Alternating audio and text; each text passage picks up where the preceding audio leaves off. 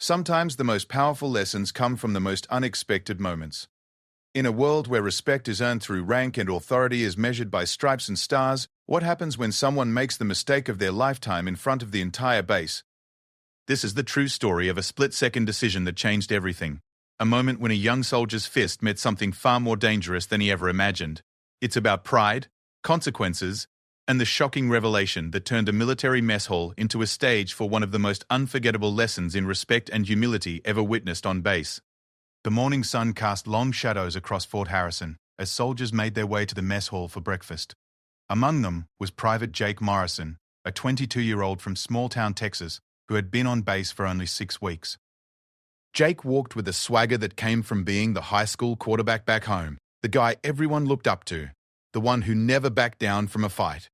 But Fort Harrison wasn't his hometown, and the rules here were different than anything he had ever known. Jake's journey to this moment had started 3 months earlier when his father, a Vietnam veteran, had finally convinced him that the military would straighten out his life. Jake had been drifting since high school, bouncing between jobs, getting into bar fights, and disappointing everyone who believed in him. His mother had cried the day he left for basic training, not just because she would miss him, but because she hoped the army would save her son from the path he was heading down. Basic training had been tough, but Jake had survived it with his attitude mostly intact. He was strong, fast, and smart enough to get by without having to change too much about himself.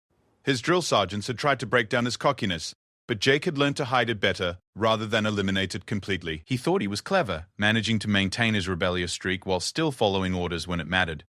Now, at his first permanent assignment, Jake felt like he was finally in control again. The other soldiers in his unit were okay, but none of them impressed him much. He had already established himself as someone not to mess with after a few heated exchanges during training exercises. In his mind, he was earning respect the same way he always had, through intimidation and physical presence. The mess hall at Fort Harrison was a massive building that could hold nearly 800 soldiers at once. It buzzed with conversation, the clatter of trays, and the constant movement of personnel coming and going. Jake had learned the routine quickly. Grab your tray, get in line, load up on food, find a table with your unit, eat quickly, and get out. It was efficient, practical, and exactly what he expected from military life. On this particular morning, Jake was running late after spending extra time in the gym. He hated being rushed, and his irritation was already building as he hurried across the base. By the time he reached the mess hall, the breakfast rush was in full swing, and the lines were longer than usual. Jake grabbed his tray and got in line behind several other soldiers, his jaw clenched with impatience. The soldier directly in front of him was someone Jake had never seen before. Shorter in stature, with dark hair pulled back neatly, wearing standard fatigues without any obvious rank visible from behind. Jake noticed the person seemed to be taking their time, carefully considering the food options and speaking quietly with the kitchen staff. This only added to Jake's growing frustration. When they finally reached the serving area, the person ahead of Jake politely asked the server about the ingredients in one of the dishes, explaining they had dietary restrictions. The conversation took what felt like forever to Jake, who was already annoyed about being late. He shifted his weight from foot to foot, sighing loudly and making no effort to hide his impatience. Finally, the person moved forward with their food selections, but instead of heading directly to the tables, they stopped at the condiment station. Jake watched in growing irritation as they methodically added salt, pepper, and hot sauce to their eggs, then carefully arranged napkins and utensils on their tray. It was precisely the kind of methodical, by-the-book behavior that drove Jake crazy. Unable to contain himself any longer, Jake stepped closer and spoke loudly enough for several nearby soldiers to hear. "Hey, some of us don't have all day. How about moving it along?" His tone was challenging, aggressive, and completely inappropriate for addressing anyone on a military base, regardless of their rank. The person at the condiment station paused, their back still turned to Jake. For a moment, the immediate area around them grew quieter, as other soldiers sensed the tension. Jake interpreted the pause as weakness or uncertainty, which only emboldened him further. "I'm talking to you," Jake continued, his voice rising. "This isn't a restaurant where you can take your sweet time. Some of us have real work to do today." Still, the person didn't turn around immediately. They finished what they were doing with deliberate calm, then began to slowly turn to face Jake. As they turned, Jake caught his first glimpse of their face. Strong features, alert eyes, and an expression of controlled composure that should have been his first warning sign. But Jake was too worked up to notice subtleties. All he saw was someone who had ignored his demands and was now facing him with what he interpreted as defiance. In his mind, this was exactly the kind of situation where he needed to establish dominance quickly and decisively. "You got a problem with authority?" Jake demanded, stepping even closer. "Because where I come from, when someone tells you to move, you move."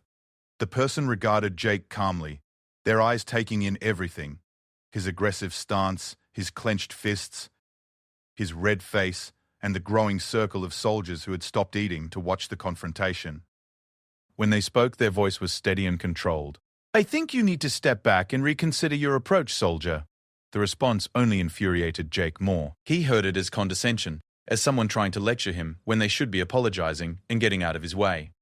In that moment, all of Jake's pent-up frustrations about the military, about being told what to do, about feeling like he had to prove himself all over again, came rushing to the surface. "Don't tell me what I need to do," Jake shot back. "I don't know who you think you are, but you're not better than me." Nobody here is better than me.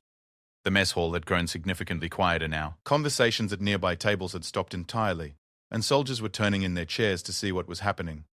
A few of the more experienced personnel had expressions of growing alarm on their faces, but Jake was too focused on his target to notice. The person facing Jake remained remarkably calm throughout the escalating confrontation. They seemed to be giving Jake every opportunity to walk away, to de-escalate the situation, to realize he was making a terrible mistake. But Jake interpreted this restraint as weakness. "You know what your problem is?" Jake continued, his voice now loud enough to carry across a significant portion of the mess hall. "You think you're special, but you're just another." He never finished the sentence. In a moment of pure impulse, driven by anger and wounded pride, Jake drew back his right fist and threw a punch directly at the person's face. The punch never landed.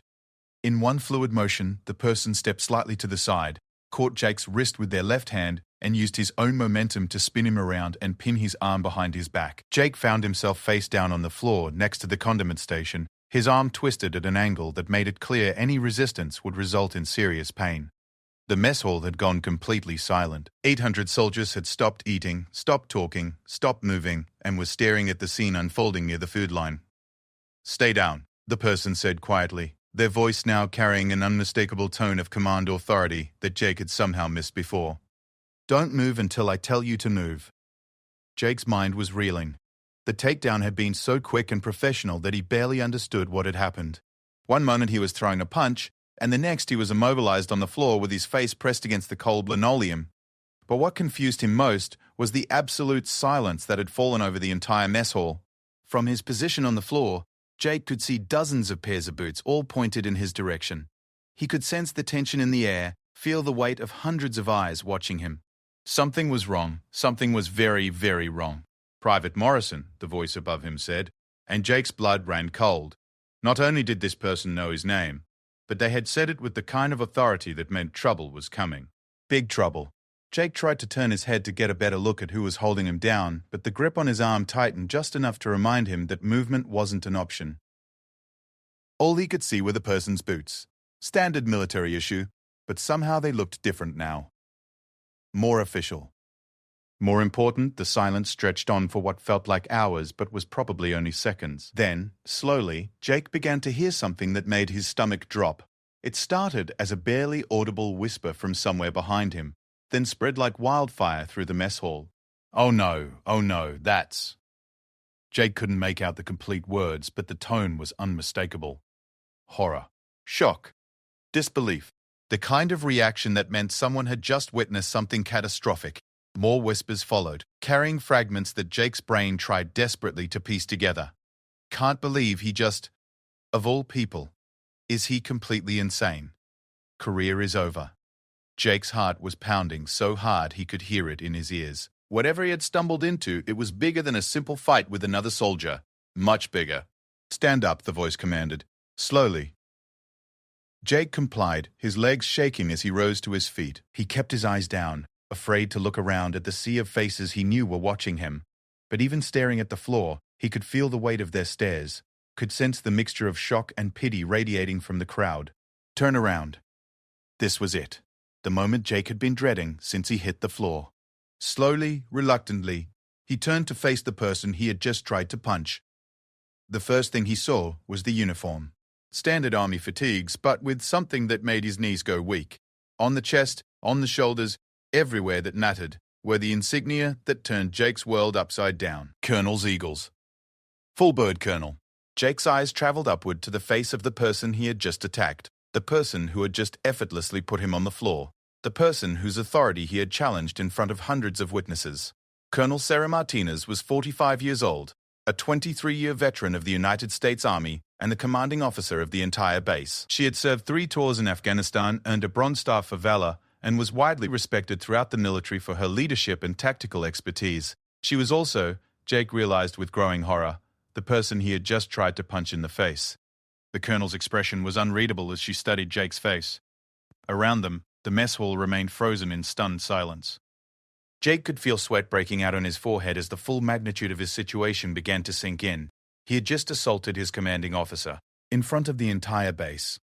His military career, which had barely begun, was over. But that might be the least of his problems. Assault on a superior officer was a serious crime under military law, punishable by court-martial, imprisonment, and dishonorable discharge. Jake's mouth opened and closed several times, but no sound came out. What could he possibly say? How could he explain or excuse what had just happened? There were no words that could undo the last 5 minutes, no apology that could make this right. Colonel Martinez continued to study him, her dark eyes taking in every detail of his face, his posture, his obvious terror. When she finally spoke, her voice was quiet but carried clearly through the silent mess hall. "Private Morrison," she said, "I think we need to have a conversation." The walk from the mess hall to Colonel Martinez's office felt like the longest journey of Jake's life. Every step echoed in the corridor as 2 military police officers flanked him on either side, their presence making it clear that this wasn't just a casual meeting. Behind them, Colonel Martinez walked with the measured pace of someone who had dealt with serious disciplinary issues before, but Jake could sense this situation was different even for her. Word of the incident had already begun spreading throughout the base like wildfire. Soldiers they passed in the corridors stopped their conversations mid-sentence, their eyes following the procession with a mixture of curiosity and sympathy for the young private who had just made what might be the biggest mistake of his life. Jake kept his eyes focused straight ahead, but he could feel their stares burning into him from every direction. The administrative building housed the base's command structure, and as they climbed the stairs to the 2nd floor, Jake noticed how the atmosphere changed. The casual chatter and movement of the lower levels gave way to a more formal, serious environment. Secretaries and staff officers moved with purpose, their conversations conducted in hushed tones. This was where the real decisions were made, where careers were built or destroyed with the stroke of a pen. Colonel Martinez's office was at the end of a long hallway lined with portraits of previous base commanders dating back decades. Each face seemed to stare down at Jake as he passed, their expressions stern and disapproving. He wondered if any of them had ever faced a situation quite like this, if any young soldier had ever been foolish enough to assault their commanding officer in such a public and spectacular fashion. The nameplate on the office door read Colonel Sarah Martinez, Base Commander, in crisp black letters on polished brass. One of the MPs knocked twice, waited for permission to enter, then opened the door and stepped aside. Colonel Martinez entered first, followed by Jake and his escorts. The office was larger than Jake had expected, with tall windows overlooking the parade ground where he had marched during his first week on base. The walls were lined with commendations, photographs from various deployments, and certificates representing years of distinguished service. Behind the large oak desk hung an American flag and the unit colors, symbols of the authority and responsibility that Jake had so carelessly challenged. Colonel Martinez moved to her desk and gestured for Jake to take one of the chairs positioned in front of it. The MPs remained standing near the door, their presence a constant reminder of the serious nature of the situation. As Jake sat down, he noticed his hands were shaking, and he clasped them together in his lap to try to maintain some semblance of composure. The colonel didn't sit immediately. Instead, she stood behind her desk studying a file that Jake assumed contained his personnel record. The silence stretched on for several minutes, broken only by the distant sounds of base activity filtering through the windows. Jake found himself focusing on these familiar sounds. Vehicles moving, soldiers calling out commands, the rhythmic cadence of a unit running in formation. All normal activities of military life that suddenly seemed very far away. When Colonel Martinez finally spoke, her voice was calm, but carried an underlying steel that made Jake's stomach tighten with anxiety. "Private Morrison, before we discuss what happened in the mess hall, I want you to understand exactly where you are and who you're dealing with." She moved around the desk and sat down, her eyes never leaving Jake's face. "I've been in the army for 23 years. I've commanded troops in combat. I've made life and death decisions under enemy fire, and I've dealt with every kind of disciplinary problem you can imagine. But I have never, in my entire career, had a soldier attempt to assault me in front of hundreds of witnesses." Jake felt heat rising in his cheeks. He wanted to apologize, to explain, to somehow make her understand that he wasn't a bad person, that he had just made a terrible mistake. But every time he opened his mouth to speak, the words seemed inadequate and pathetic. Colonel Martinez continued, her tone remaining steady and professional. "Do you understand the severity of what you've done? This isn't a matter of military discipline that can be handled with extra duty or restriction to quarters. You attempted to assault a superior officer. Under the Uniform Code of Military Justice, that's a felony offense punishable by court-martial." The word court-martial hit Jake like a physical blow. He had heard about military courts during basic training, but they had seemed like something that happened to other people, career criminals and serious offenders who had completely lost their way. He had never imagined he would be sitting in a commander's office facing the possibility of military prison. "I need you to tell me exactly what happened," the colonel said. "Start from the beginning, and don't leave anything out. Your version of events may be the only thing that determines whether the situation can be resolved at the company level or if it needs to go higher up the chain of command." Jake took a deep breath, trying to organize his thoughts. Everything had happened so fast, and his memory of the incident was clouded by anger and embarrassment. But he knew he had to be completely honest if he had any hope of salvaging his situation. "Ma'am, I was late for breakfast because I stayed in the gym too long," he began, his voice barely above a whisper. "When I got to the mess hall, the lines were really long, and I was already frustrated about being behind schedule." He paused, glancing up at the colonel's face. Her expression was neutral, giving nothing away about what she was thinking or feeling. Jake realized this was probably a skill she had developed over years of command, the ability to listen without revealing her own reactions or judgments. "The person in front of me was taking a long time at the food line," Jake continued. "They were asking questions about ingredients and talking to the kitchen staff. Then they stopped at the condiment station and seemed to be taking forever to fix their tray." As he spoke, Jake became increasingly aware of how petty and childish his complaints sounded. The person ahead of him had been doing nothing wrong, nothing that would have bothered a reasonable adult. But Jake's frustration and impatience had turned normal behavior into a major irritation. "I got angry," he admitted, his voice growing even quieter. "I told them to hurry up, that some of us had work to do. When they didn't respond the way I wanted, I got more aggressive." Colonel Martinez leaned back in her chair, her fingers steepled in front of her. "What exactly did you say?" Jake's face burned with shame as he tried to remember his exact words. "I said something about not having all day, about this not being a restaurant. I accused them of having a problem with authority. I said, where I come from, when someone tells you to move, you move." And then, this was the moment Jake had been dreading. The point where his story would reveal the full extent of his poor judgment and lack of self-control. "When you told me to step back and reconsider my approach, I got even angrier. I thought you were being condescending, like you were trying to lecture me. So you decided to punch me." The words hung in the air between them, stark and undeniable. Jake nodded miserably, unable to meet the colonel's eyes. "Yes, ma'am. I threw a punch at your face." Colonel Martinez was quiet for a long moment, and Jake could hear the clock on the wall ticking away the seconds. When she spoke again, there was something different in her voice. Not anger exactly, but a kind of weariness that made Jake feel even worse about what he had done. "Private Morrison, do you know anything about my background?" Jake looked up, confused by the change in direction. "No, ma'am." "Not really." The colonel gestured toward the photographs and awards on her office walls. "I enlisted as a private when I was 19 years old. I worked my way up through every rank, earned my commission through officer candidate school, and spent most of my career in combat arms units where being a woman meant constantly proving myself." She stood and walked to one of the framed photographs, which showed her in desert camouflage, standing with a group of soldiers in what was obviously a combat zone. "This was taken in Afghanistan during my second deployment. I was a captain then, leading a company of infantry soldiers, most of them men, all of them depending on me to make the right decisions under fire." Jake studied the photograph. Seeing a younger version of Colonel Martinez surrounded by tired-looking soldiers with weapons and gear, for the first time, He began to understand that the person he had attacked wasn't just a superior officer, but someone who had earned her position through years of service and sacrifice. "I've been shot at by enemy snipers. I've had mortars land within 50 meters of my position, and I've made decisions that determined whether my soldiers lived or died," the colonel continued. "But this morning, for the first time in my military career, I felt genuinely threatened by one of my own soldiers." The words hit Jake harder than any punishment could have. He realized that his actions hadn't just been disrespectful or inappropriate.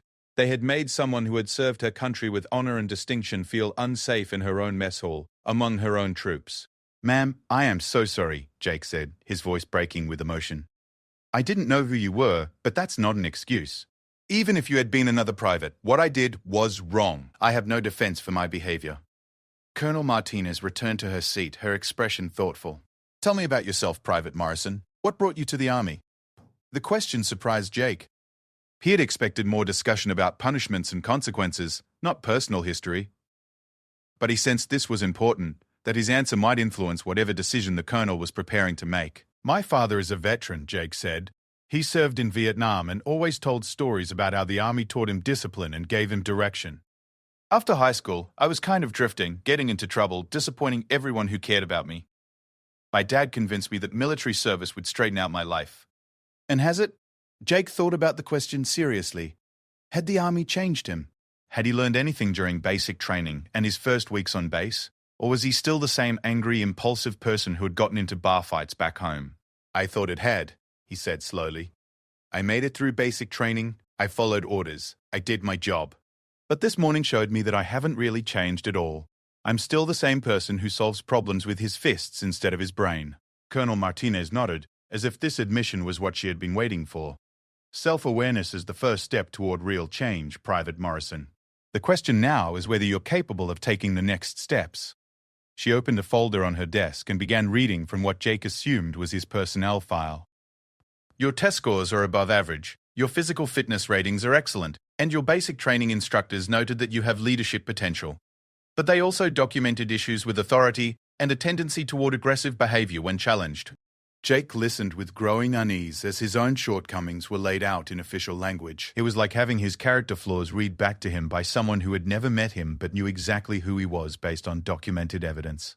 "The question I have to decide," Colonel Martinez continued, "is whether this morning's incident represents a momentary lapse in judgment by a soldier who can still become a valuable member of this unit, or whether it reveals fundamental character flaws that make you unsuitable for military service."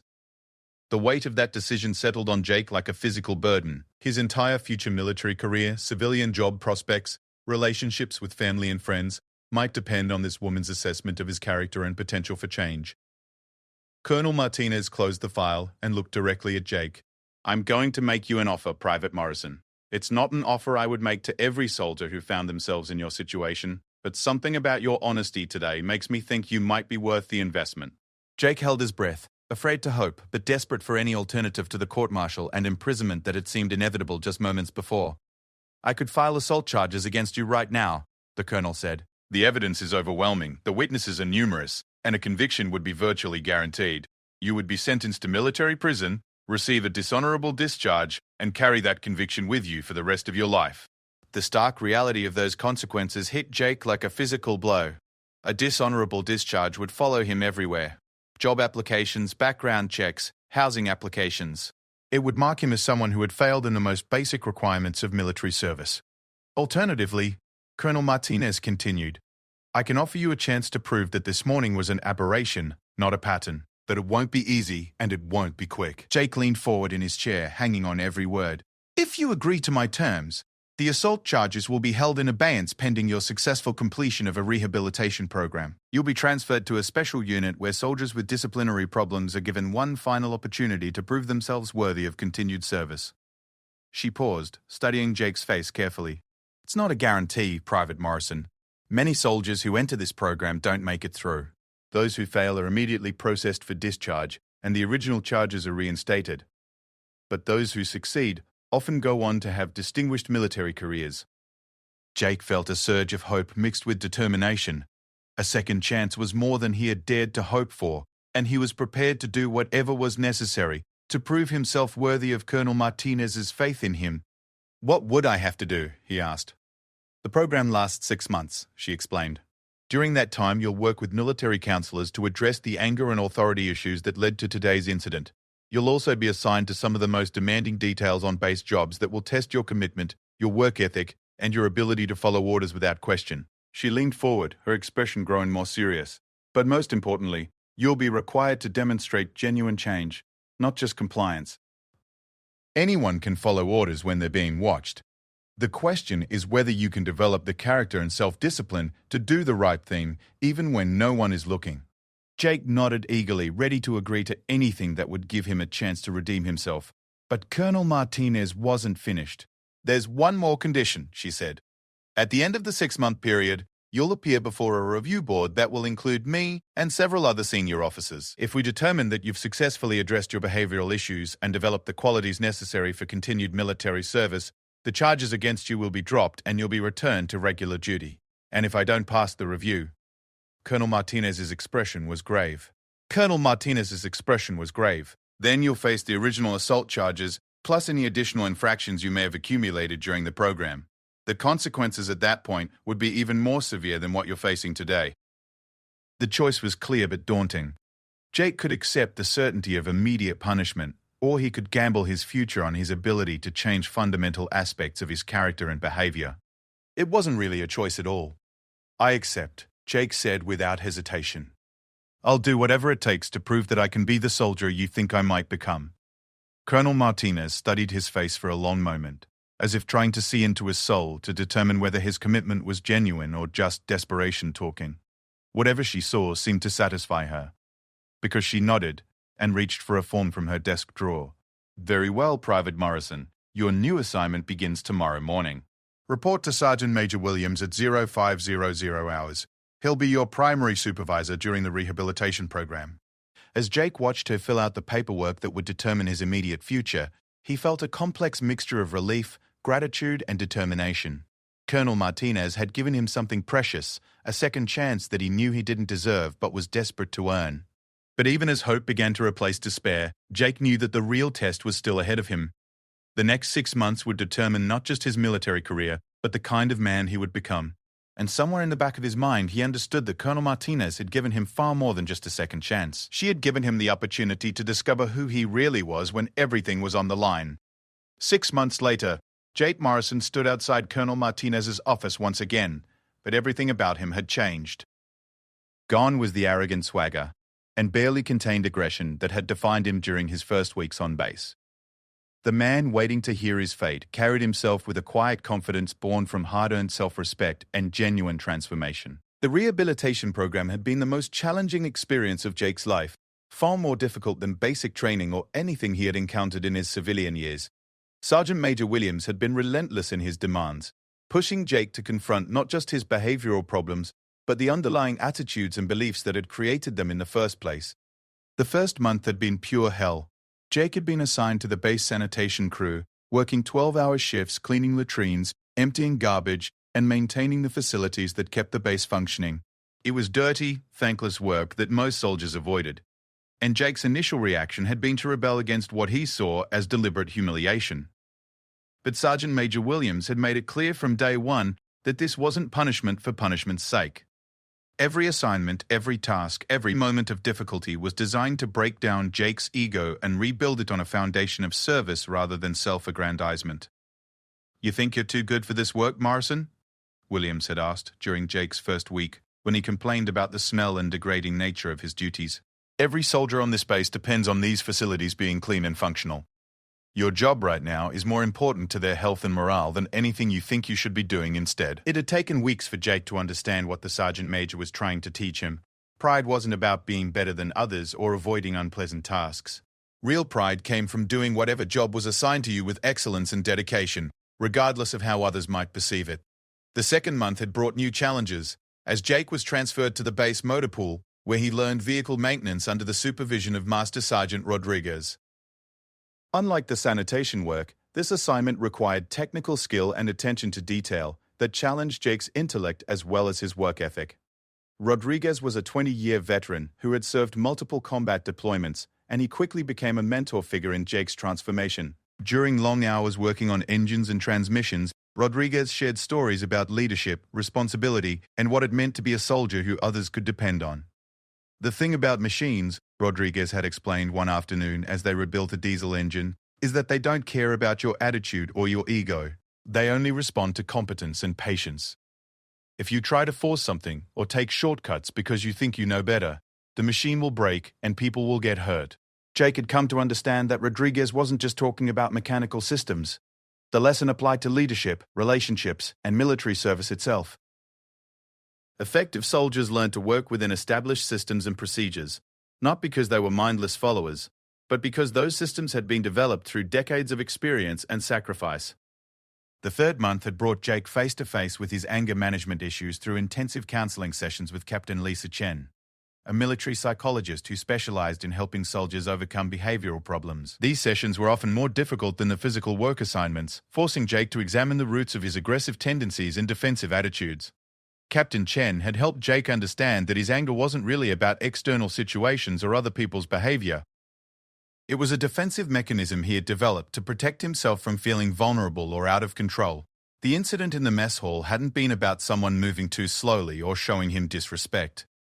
It had been about Jake's fear that he wasn't measuring up in his new environment. Anger is often just fear wearing a mask, Captain Chen had explained during one particularly difficult session. When you feel threatened or uncertain, your mind defaults to aggression as a way of regaining control. But real strength comes from being able to sit with discomfort and uncertainty without lashing out. Through their work together, Jake had learned techniques for managing his emotional responses and communicating his needs without aggression. More importantly, he had begun to develop the self-awareness necessary to recognize when his defensive patterns were being triggered. The fourth month had tested Jake's progress in the most demanding way possible. He had been assigned to work with new recruits arriving for basic training, helping with orientation and initial processing. This meant interacting with young men and women who reminded him of his former self, confused, scared, and often covering their vulnerability with bravado and attitude. Working with these recruits had forced Jake to see his own past behavior from a different perspective. When faced with a 19-year-old who responded to instructions with eye-rolling and barely contained hostility, Jake recognized the same patterns that had led to his own downfall. But instead of responding with matching aggression, he found himself able to offer patience and understanding. One incident in particular had marked a turning point in Jake's development. A young recruit named Tommy had been struggling with the transition to military life and had become increasingly disrespectful toward the drill instructors. During a particularly tense moment, Tommy had challenged Jake's authority and seemed on the verge of the same kind of explosive behavior that had destroyed Jake's first chance at military success. Instead of matching Tommy's aggression, Jake had asked him to step aside for a private conversation. Drawing on everything he had learned from Sergeant Major Williams, Rodriguez, and Captain Chen, Jake had spoken quietly about his own mistakes and the consequences he had faced. He had helped Tommy understand that the military's emphasis on discipline and respect wasn't about breaking people down, but about building them into individuals who could be trusted with important responsibilities. The conversation had lasted less than 10 minutes, but its impact on both young men had been profound. Tommy had apologized for his behavior and had gone on to become one of the most motivated recruits in his training cycle. For Jake, the experience had proven that he was capable of using his own painful lessons to help others avoid similar mistakes. The fifth month had brought Jake's most significant challenge yet. He had been temporarily assigned to Colonel Martinez's staff as an administrative assistant, working directly under the supervision of the woman he had once tried to assault. The assignment was both an opportunity and a test, a chance to demonstrate his transformation while working for the person who had given him his second chance. The work itself wasn't particularly difficult, but the psychological pressure was immense. Every day, Jake was reminded of his spectacular failure and the grace that had prevented its worst consequences. But rather than being paralyzed by shame, he found himself motivated to prove worthy of the faith Colonel Martinez had shown in him. Colonel Martinez had been professional but distant during Jake's first weeks on her staff. She gave clear instructions, provided feedback on his work, and maintained the appropriate command relationship, but there were no personal conversations or acknowledgements of their shared history. Jake understood that she was protecting both of them by maintaining professional boundaries while he completed his rehabilitation. But as weeks passed and Jake consistently demonstrated reliability, competence, and the kind of attitude that made him a valuable team member, he sensed a gradual shift in the colonel's demeanor. She began giving him more complex assignments, seeking his input on routine matters, and occasionally offering brief words of encouragement when he handled difficult situations well. The breakthrough moment had come, during Jake's final week on the colonel's staff. A visiting general had arrived for an inspection, and several administrative errors had created a crisis that threatened to reflect poorly on the entire base command structure. Jake had worked through the night to correct the problems, coordinating with multiple departments and ensuring that all necessary documentation was properly prepared and organized. When Colonel Martinez had arrived in the office the next morning to find everything in perfect order, she had paused at Jake's desk and said simply, "Well done, Morrison. Thank you." But in those few words, Jake had heard something that meant more to him than any formal commendation could have: genuine respect from someone whose opinion mattered more than anyone else's.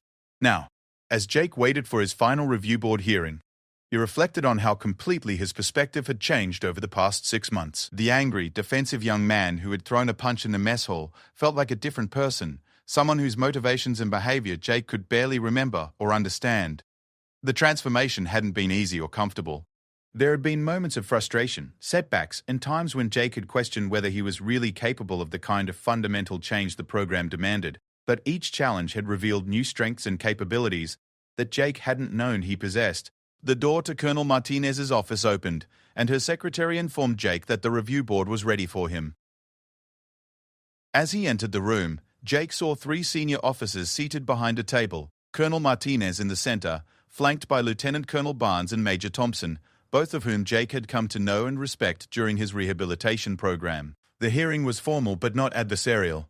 Each board member asked questions about Jake's experiences during the program, his understanding of what had led to his initial failure, and his plans for continued growth as a soldier and leader. Jake answered honestly and thoroughly, drawing on specific examples from his 6 months of supervised development.